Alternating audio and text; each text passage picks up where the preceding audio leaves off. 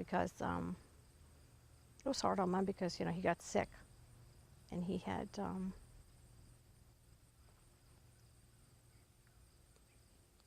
a stroke. And it left his mind a little bit, you know. He had dementia, and I think it was because of the drugs they gave him. So he had like some mini strokes that made it hard. So it's hard to see somebody like that. You know, so that was hard. Because we took care of him for about 10 years. You know, there were some funny times we'd like, you know, kid around about how Dad would, you know, try to, he would forget. And sometimes he would think he was going back to the Army. Or he thought, you know, he was going to work and we'd have to tell him he didn't work anymore, you know, that kind of thing. Which was, you know, sweet, but yet, you know, hard on Mom. But we all pitched in, you know, and took care of, you know, Dad. And him and I would spend time on the porch, you know, and things like that. But we were close, you know, him and I were real close.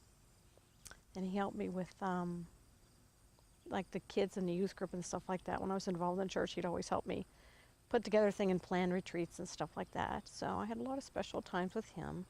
And my mom did all the cooking for us, you know. She was always really good. You know, she'd make us a big batch of spaghetti and meatballs to take and things like that.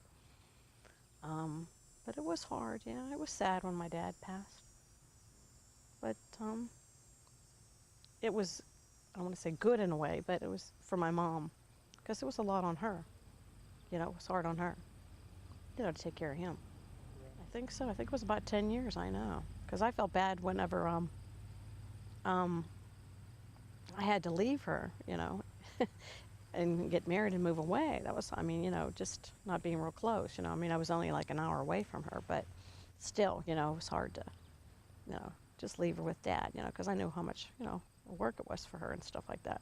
But she's resilient, and she did a good job. And she was always positive and very loving. So that always helps.